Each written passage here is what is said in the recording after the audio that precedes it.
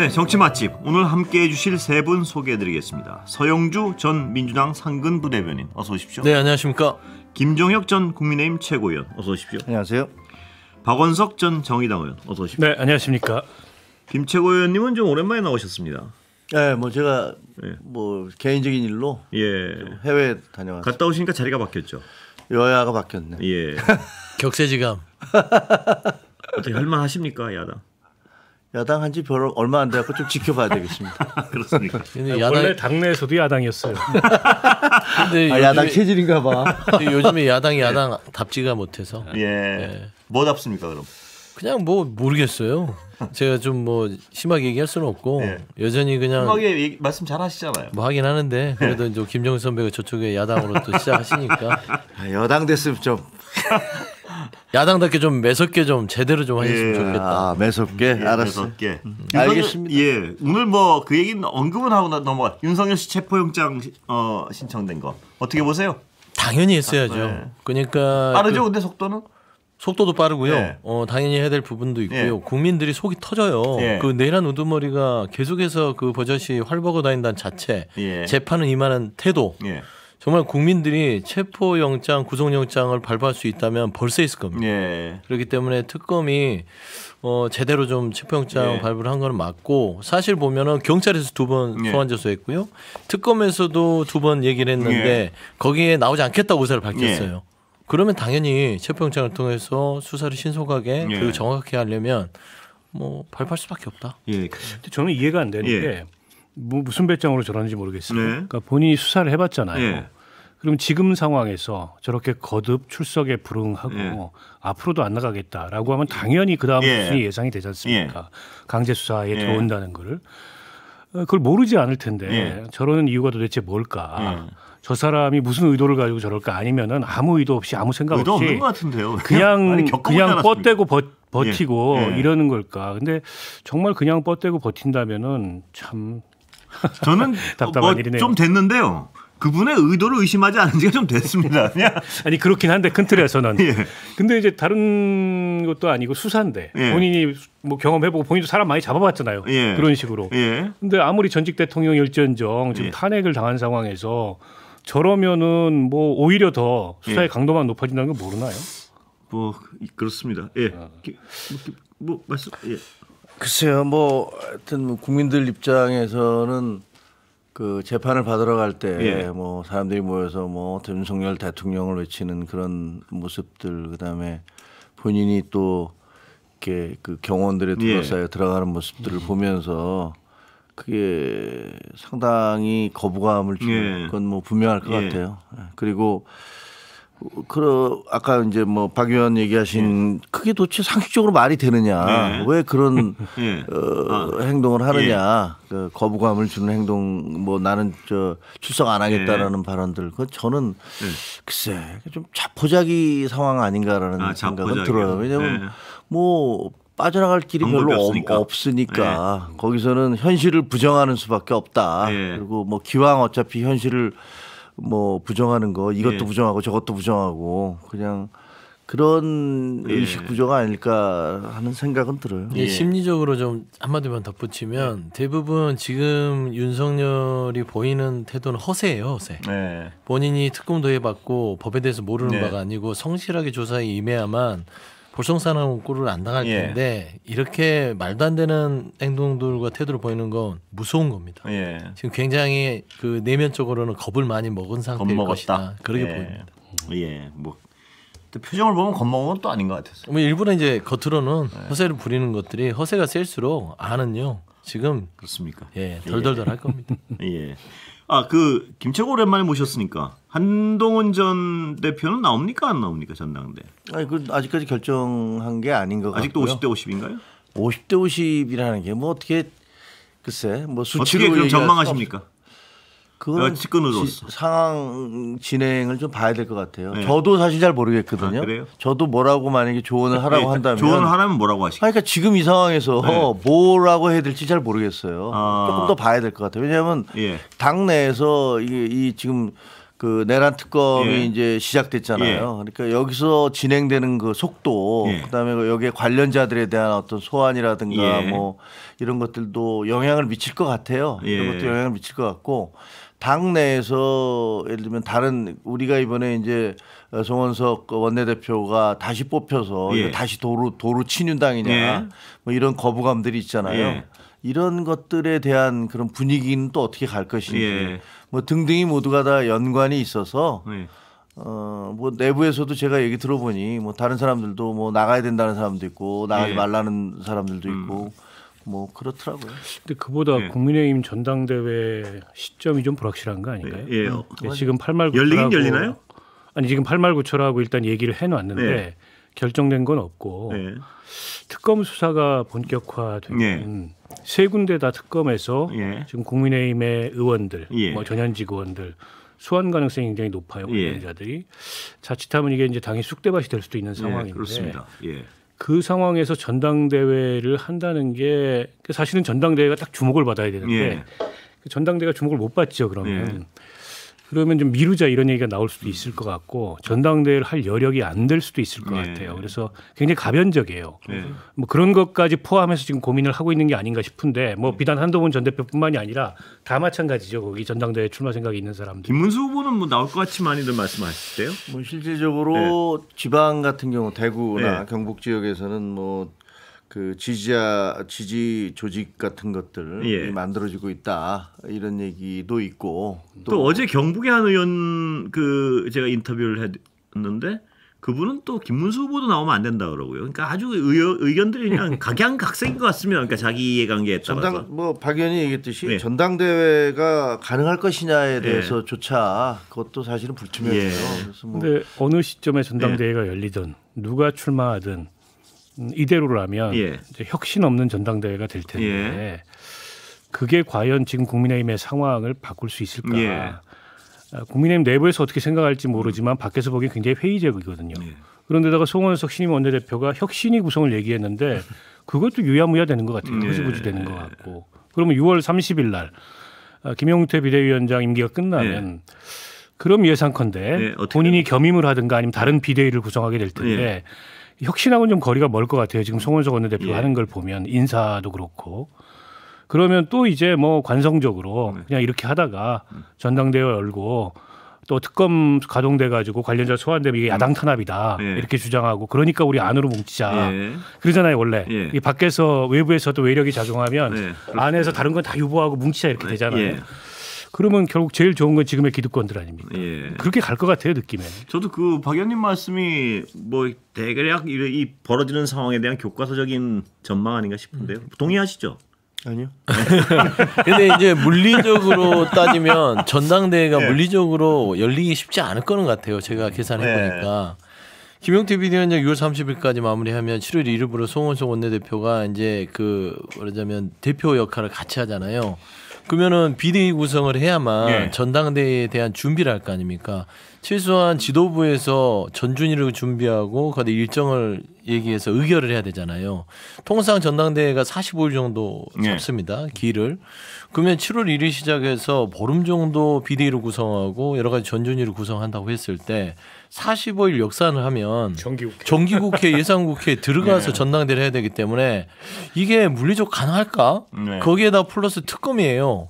3특검이 들어가는데 말씀한 대로 내란 특검 그다음에 그 김건희 특검 최혜병 특검에 다 국민의힘 의원들이 하나씩 대표적으로 다 있고요. 거기에 격가지로 꽤 많았습니다. 특히 친윤들이 많겠죠. 윤석열 전 대통령과 관련 있으니까.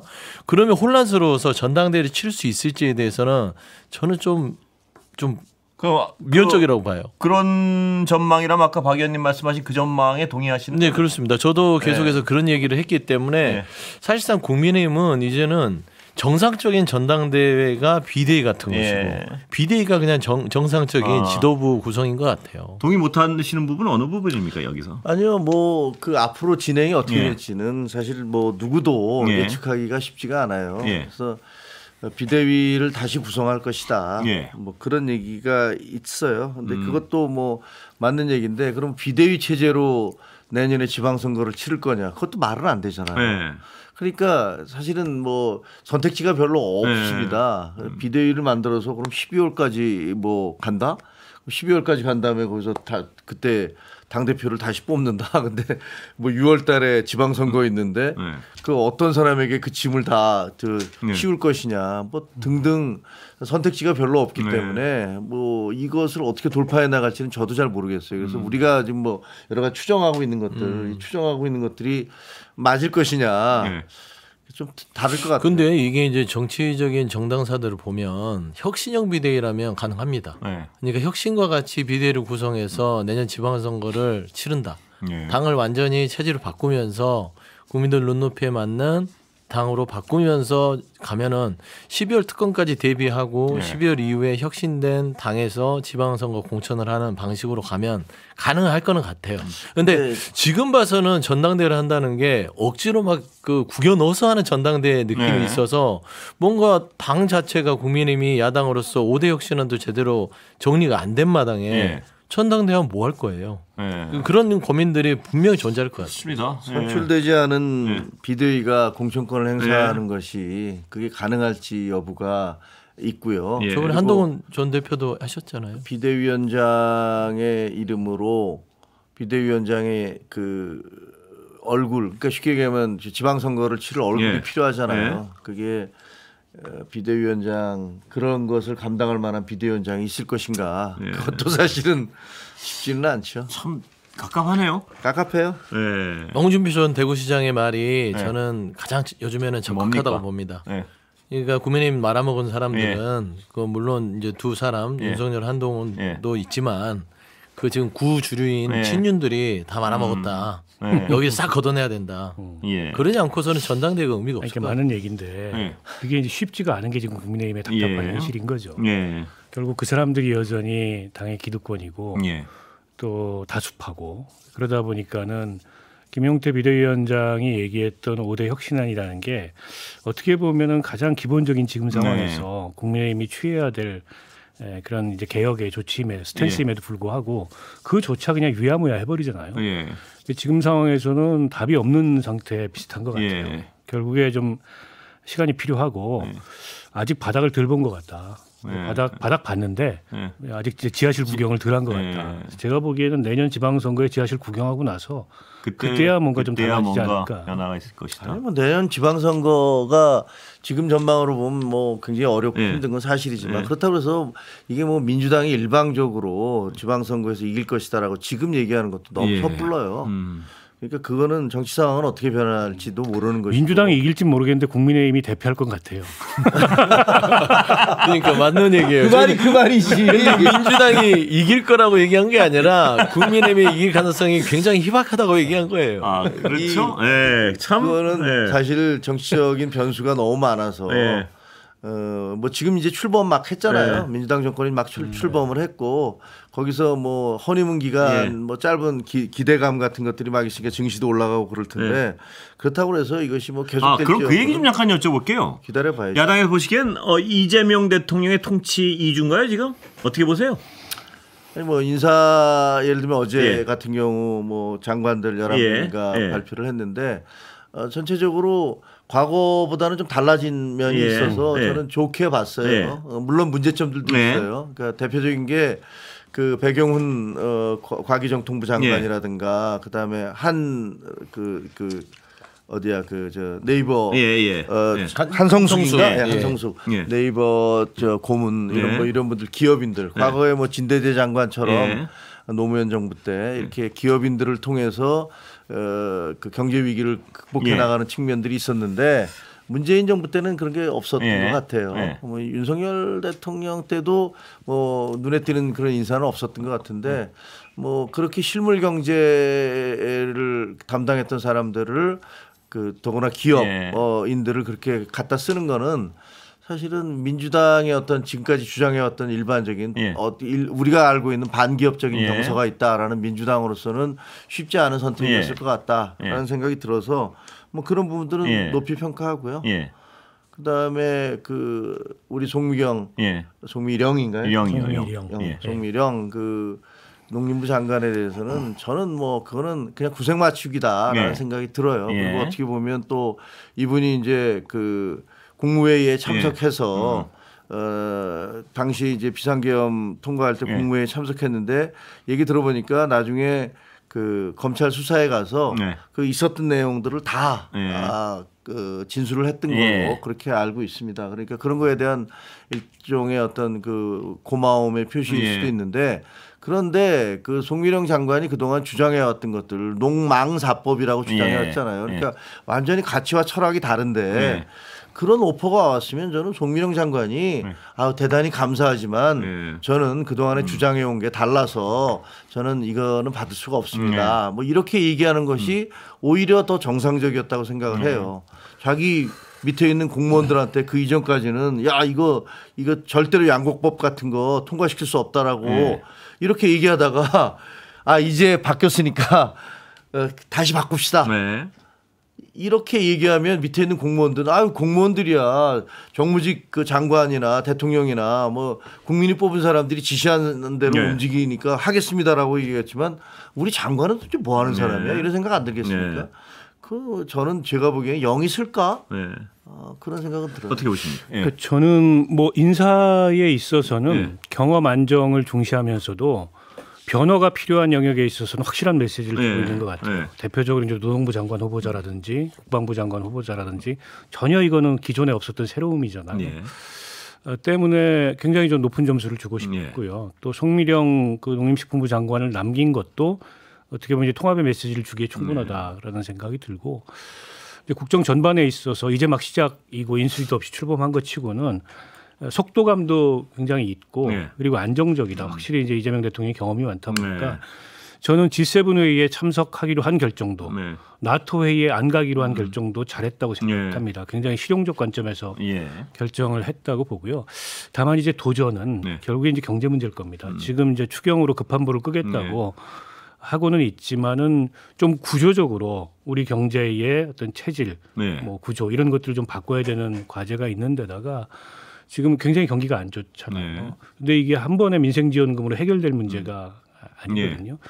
그런데다 우리가 통제할 수 없는 면수들도 있습니다. 대외적인 환경이라는. 여기에 이제 어떻게 대처하느냐가 연말쯤에 가서 결국 이제 국정 성적표로 돌아오지 않을까 싶어요. 그렇죠. 경제.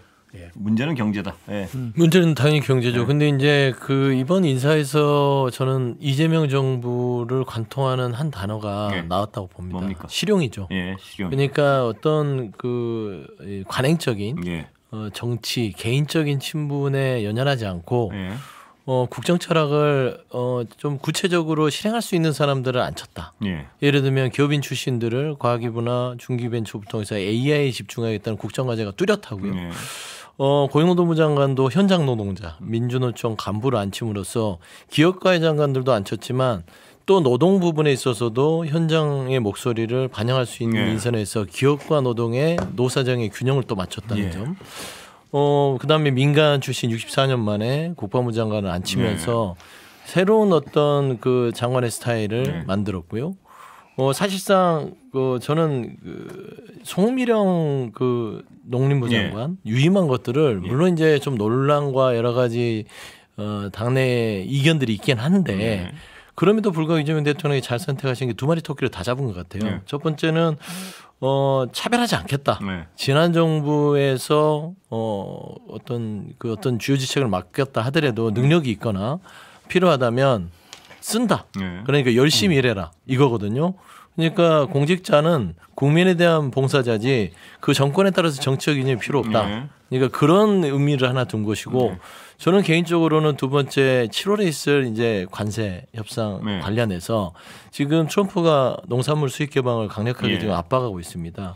그랬을 때는 농림부 장관의 자리가 어떤 교체를 통해서 비울 수 없는 그런 상황까지 또 고려한 게 아니었을까라는 측면에서 실용, 파격, 통합 이 세 가지를 갖춘 인사다. 근데 저는 걱정이 되는 게 사실은 비슷한 그 실용주의를 했던 사람 뭐 대표적인 게 MB 아닙니까? MB는 실용주의 뭐 중도 이런 것들을 계속 얘기했어요. 근데 조금 하다 보면요 우파 진영에서 도대체 뭐 하자는 거야? 우리 정권 아니야? 이런 비판이 나왔습니다 그때. 그리고 노무현 대통령도 역시 마찬가지였어요.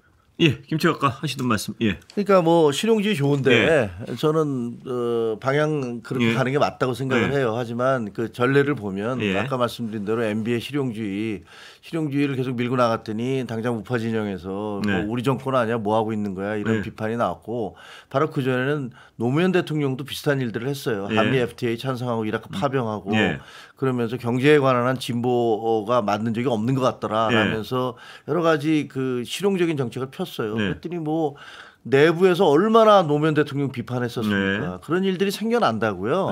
그래서 지금 이재명 대통령 같은 경우는 어떨지 그거는 저는 그렇게 가는 게 맞다라고 생각을 해요. 뭐 어느 정권이든지 간에 우파 정권은 좀 왼쪽으로 가야 되고 좌파 정권은 좀 오른쪽으로 가야 되고 이렇게 가야 된다고 생각을 하는데 지금 얘기하는 이런 식의 중도 뭐 실용주의 같은 모습을 보이는 것들이 성공하기를 바라는데 어떻게 그런 반발들을 어떻게 그 무마하고 그 이끌어가느냐 그런 것도 굉장히 중요한 과제다라는 말씀을 드리는 거예요. 예. 이 혹시 지금 뭐 추가로 말입니다. 전임 장관 중에 뭐 임명할 수도 있습니까? 보시기에? 현재까지는 없는 것 같아요. 지금 남아 있는 저기 조금 그 묵직한 곳이죠. 법무, 기재, 교육, 그다음 복지, 산자 정도는 가능한가요?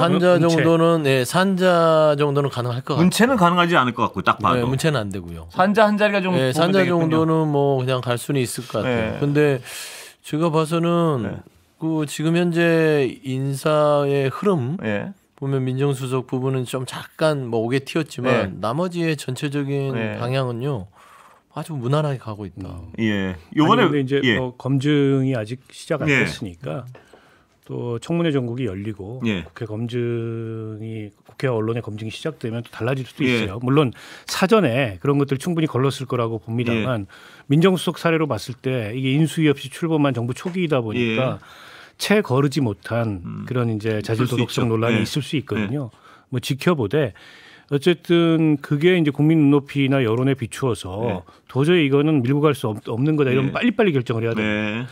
오히려 판단이 그게 좀 정확해. 그게 정부 초기에 민심을 굉장히 악화시키는 측면들이 있어요. 뭐 지금도 이제 김민석 후보자 인사청문회가 진행이 되고 있습니다만 아직 여론이 안 되겠다 이런 여론은 아니에요. 그렇긴 하나 오늘 저도 청문회 잠깐 지켜봤는데 여전히 해명이 안 되는 부분도 많이 있어요.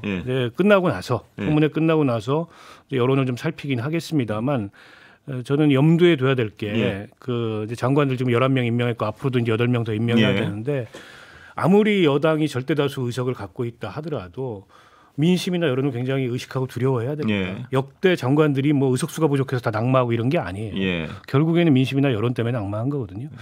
그걸 반면교사 삼아서 이 검증 과정에서 이게 이제 정부가 준비 없이 출범하다 보니까 놓쳤을 수 있는 이제 그런 문제들이 드러나게 되면 그에 대해서 도저히 이거는 거부할 수 없는 거다라면 빨리빨리 수용을 하고 변화를 줘야 됩니다.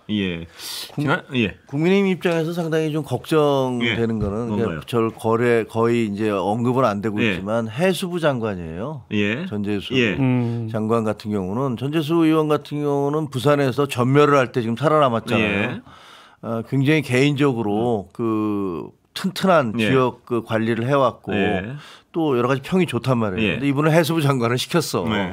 그거는 그리고 또 당장 해수부를 옮겨라고 이제 지시까지 했잖아요. 그거는 뭐냐면 부산 경남에 대해서 확실한 교두보를 이번에 만들겠어라는 뭐 우리가 이번에 40% 얻었지만 다음에는 우리가 아예 여기를 먹어버리겠어 이런 얘기거든요. 이거는 국민의힘 입장에서는 지금 영남 자민련으로 쪼그라들려고 하는데 이제 그쪽 아랫부분까지 다 뺏겨버린다. 그러면 이건 존립이 불가능해요. 그러니까 이거 굉장히 경계하고 두려워해야 되거든요. 우리 당 지도부가 지금 얼마나 여기에 대해서 고민하는지 잘 모르겠어요. 이게 하나고. 그다음에 아까 김민석 의원은 똑같은 생각인데 아까 저도 잠깐 봤는데 해명 안 되는 부분이 너무 많아요. 대표적으로 지금 김희정 의원이 지적한 대로 아니 지금 본인이 중국에 이렇게 내가 열심히 가면서 석사학위 받았습니다라고 비행기 티켓 다 했는데 확인해 보니까 그 비행기 티켓 없는 비행기 혹은 그다음에 중국 내에서 왔다 갔다 하는 비행기 그리고 그때 본인이 갔었다고 하는 그 시간에 다른 장소 서울에 한국에 있었던 게 확인됐던 이런 것들이 있단 말이에요. 이게 말이 되나요? 이거 본인이 더고 딴 사람도 아니고 국무총리에 나온 사람이 내가 중국에 이렇게 가서 열심히 공부했습니다라고 공식적으로 제출한 그런 내용이 사실이 아니다. 네. 이걸 어떻게 받아야 되지? 그러니까 네. 왜 같은 청문회를 보는데 네. 다른 이렇게 네. 시각인지 모르겠어요. 네. 저는 국민의힘 의원들이 네. 너무 실력이 없구나. 네. 어쩌자고 저런 청문 준비를 했지? 네. 그러니까 김민석 총리 후보자한테 추풍낙엽처럼 다 당하더라고요. 말을 못해요. 민망해서 어쩌나 그 생각이 들 정도로 계속해서 봤는데 뭐 말씀한 대로 칭화대 그 뭐 졸업 학위 관련해서도 계속해서 비행기가 안 맞네 4일이다. 근데 김민석 후보자가 142일 있었다 얘기했고 그걸 옥신각신을 하다가 졸업 확인서를 딱 보여줘요. 할 말이 없죠. 네. 칭화대가 어떤 대학인데 졸업 확인서를 그러면 그걸 허위로 줍니까? 아니면 뭐 돈 주고 칭화대가 줍니까? 아니면 뭐 관시라고 해서 뭐 중국의 그 총장을 알아서 줍니까? 그런 데가 아니에요.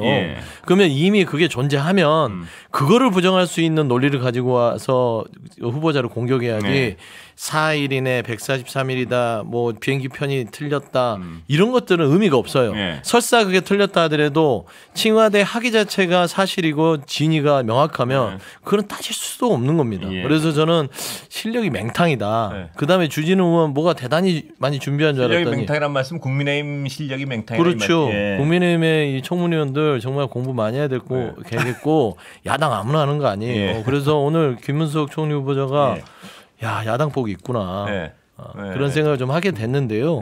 재산 문제도 주진우 의원이요.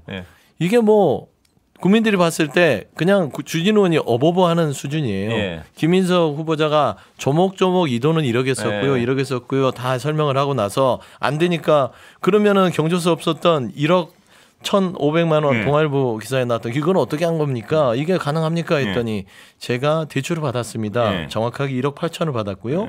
그중에 1억 원은 그 추징금 감대 쓰고 8천만 원을 가지고 선거에 쓰고 그다음에 선거 끝난 다음에 보전을 받아서 그 돈을 다시 갚았습니다. 그러니까 제로가 되잖아요.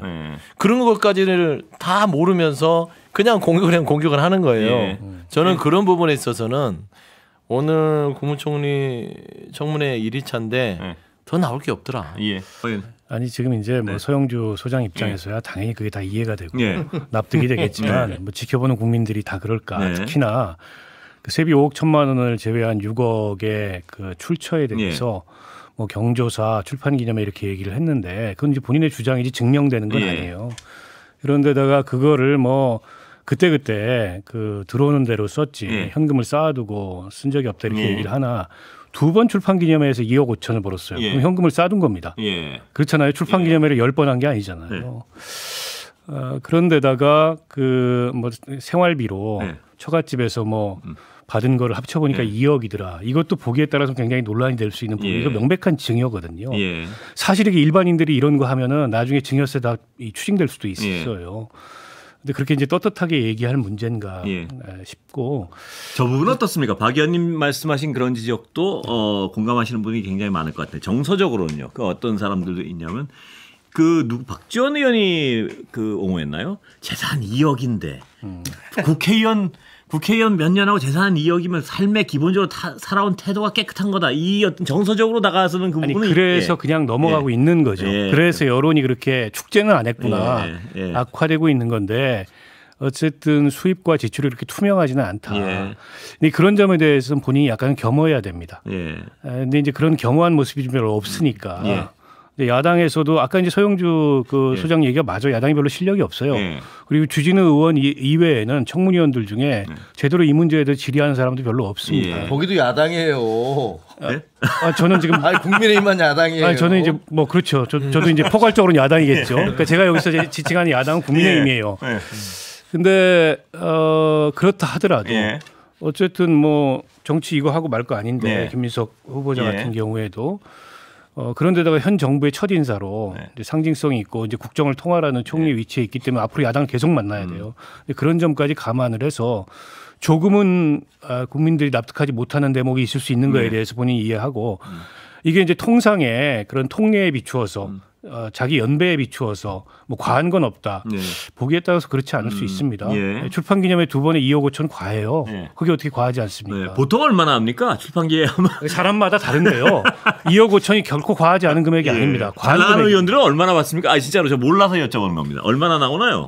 모르겠습니다. 근데 사람마다 다 다를 거예요. 그 영향력인데 근데 무슨 책을 그렇게 어마어마하게 썼길래 그 책의 내용이 뭘까요? 아니 근데 제가 알기로는 그 정치인들 출판기 그게 뭐 많이 사주잖아요 일부러 그 전화로 대신 합법적이니까. 많이 사줘요. 그래서 얼마나 나오는지 궁금해서요. 잘 나가는. 뭐 예를 들면 김기현 뭐 전 대표 같은 경우는 김민석 총리 후보자보다 더 많이 받았을 가능성이 크죠.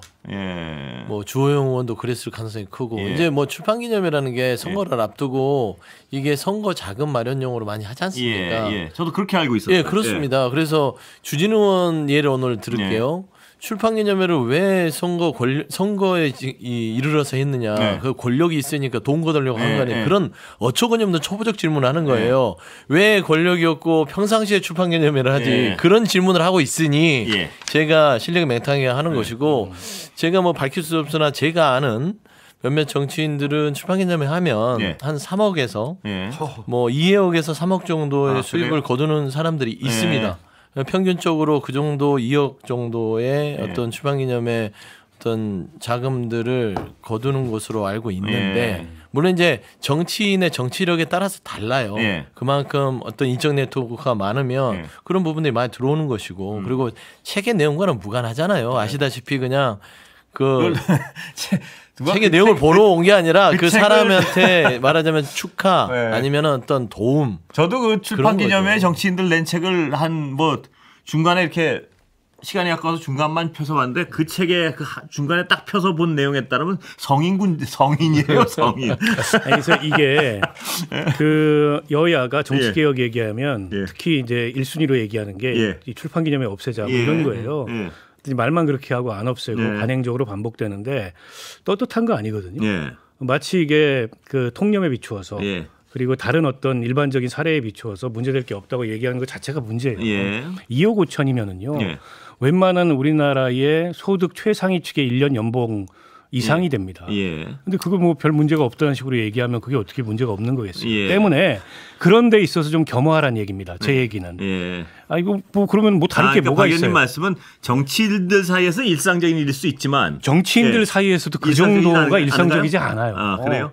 제가 보기에 아까 3억 얘기한 거는 야당은 이 꿈도 못 꿀 거고요. 여당일 때 야당 때예요. 여당의 중진 정도나 얻는 수입입니다. 여당의 중진 정도가 얻는 수입이다. 여당이 된 지 얼마 안 됐잖아요. 야당일 때 제가 아는 몇몇 분들이 그렇게 출판기념회 수익을 얻은 것으로 알고 있어요. 그거 사실 저는 그래서 그 부분을 제가 이제 뭐 없는 사실을 여기서 굳이 우기기 위해서 하는 건 아니고 단지 그 말은 이해할 거는 같아요. 국민들 수준에서는 뭘 그렇게 출판기념회에서 뭐 떼돈을 벌려고 하는 국민들이 거야. 그렇게 생각할 수 있죠. 그러면은 이제 총리 후보자가 전체적으로 정치권이 이런 부분들은 개선할 부분이 있습니다. 근데 저 또한 그런 부분에 있어서 조금은 위반점이 있어서 앞으로 이런 부분을 개선하는데 노력하겠다 이런 태도를 보여주는 그런 지적은 받아들일 수 있으나 이게 불법이다 라고 하는 것들은 조금은 아닌 것 같아요. 아니 근데 지난 총선 때 우린 다 각서 썼거든요. 한동훈 그때 비대위원장이 그 출판기념회 하지 마라라고 지시를 했고 그다음에 만약에 그 의원이 된 다음에 내가 만약에 그 법적인 처벌을 받으면 대비 다 토해내겠다. 다 각서 썼어요. 근데 뭐 그래봤자 우리는 대패를 했지만 이게 지금 얘기한 대로 그러면 정치자금법이 왜 존재하는 거예요? 그럼 정치자금법을 아예 없애든가 아니면 바꾸든가 하는 게 맞을 것 같아요. 그러니까 이게 아주 그냥 구멍이잖아요. 사람들은 이렇게 느낄 것 같아요. 와, 정치인들이 그러니까 저런 단위에서 놀고 있구나. 책 한 권 내면 3억을 받는다. 근데 그 내용 자체는 솔직히 우리가 읽어보면은 이거 뭐 자기가 쓴 것도 아닌 경우가 대부분일 거예요. 아마 누구 한 거 짜집기 해서 그럼 논문 대필 그거 왜 시켜요? 그 논문 대필을 왜 문제를 삼는 거예요? 자기가 제대로 쓴 책도 아니고 그리고 뭐 오늘 어디 보도 나왔더니 김민석 총리 후보자가 AI에 대해 썼는데 문장이 다 안 맞는다. 말도 안 되는 얘기들이 막 들어있더라. 이런 책을 갖다가 출간을 한 다음에 그 책에 대해서 그 엄청난 억대의 돈을 받아낼 수 있다. 하면 야 이래서 정치하는구나 이럴 거 아닙니까? 아니 그래서 저는 이게 여야 자유롭지 않거든요. 뭐 국민의힘이라고 자유롭지 않습니다. 아니, 그렇죠. 때문에 맞아요. 김민석 후보자가 이게 지금 우리 정치권의 구습으로 남아 있고 저 역시 거기서 자유롭지 않았다. 그런 점에 대해서는 어쨌든 미흡함이 있었다는 걸 인정하고 앞으로 개선하기 위해서 저도 노력하겠다. 이렇게 답변하면 좋잖아요. 제 연배에 비추어서 뭐 사회적 통념에 비추어서 과하지 않다. 그게 아니죠. 그렇게 답변하는 건. 근데 뭐 태도 문제를 지적할 수는 있으나 이거를 어떤 낙마의 이유로 세게 주장하는 국민의힘이 참 안쓰러울 정도다. 제가 얘기하는 거 그거고 이 정치자금법의 출판기념회 부분들을 개선하려고 하면 하셔야 돼요. 저도 동감입니다. 그런데 이제 한동훈 전 대표 얘기를 했는데 그러면 제발 한동훈 전 대표 국민의힘에서 뭐 실권을 잡고 이런 정치개혁 하세요. 제가 그러게 되면 저도 그런 거를 주장할 텐데 여야 의원들 이거 정치개혁 하자고 하면 출판기념회 왜 안 넣겠어요? 본인들 다 득이 되니까 안 넣는 거 아닙니까? 여야 막론하고. 뭐 이거는 개선의 영역으로 넘겨놓고 이 부분을 가지고 김민석 총리 후보자에 대해서 과하게 책임지려고 하지 말아라. 그러니까 이 부분은 있는. 그러니까 박 의원님 지금 말씀하셨고 이게 어떤 서민들, 국민들 눈에 보기에 어떻게 비치느냐는 다른 문제고 별개의 문제고 그렇습니다. 출판기념회라는 것 자체가 정치인들의 합법적 정치자금의 어떤 모금 창구가 됐다는 건 뭐 여야가 뭐 공이 그거는 뭐 다 인정하는 거 아니겠습니까? 다 마찬가지. 그 일반적인 거였고. 네. 근데 그거를 김민석 총리 후보자에게만 더 씌워서 지금 공격을 하고 있는 부분들이 조금 번지수가 틀렸다는 거죠. 너는 안 했냐 이렇게 물어보신 것 같아서 저는 현역 의원일 때 출판기념회를 안 했습니다. 박 의원님 말씀하실 자격이 충분히 있습니다. 그렇습니다. 그런데 이게 지금 이 김민석 후보자 부분은 뭐 여당이니까 당연히요. 그냥 통과될 것으로 그냥 임명할 거로 보시는 거죠 지금? 없어요. 결정적 한 방도 없고요. 박 의원님도 그런 전망에 대해서 동의하시는 거죠 지금? 뭐 별다른 저항 없이 임명할 것이다. 그렇다면 이제 앞으로는 다른 내각은 지켜봐야 될 것이고요. 이 외치의 부분에서 어떻습니까? 보시기에 그 외교. 조현? 조현 장관 무난하지. 아니 그 조현 말고 이재명 대통령의 외교. 그 얘기를 좀 해보고 싶었는데 시간이 다 됐습니다. 그 약간의 우려만 말씀드리면 아까 뭐 그 경제 부분에 있어서 기업인들을 쓰고 또 뭐 철도 노동자 출신을 쓰고 해서 균형을 맞추는 건 그런 실험을 해보는 건 좋다고 생각하고요.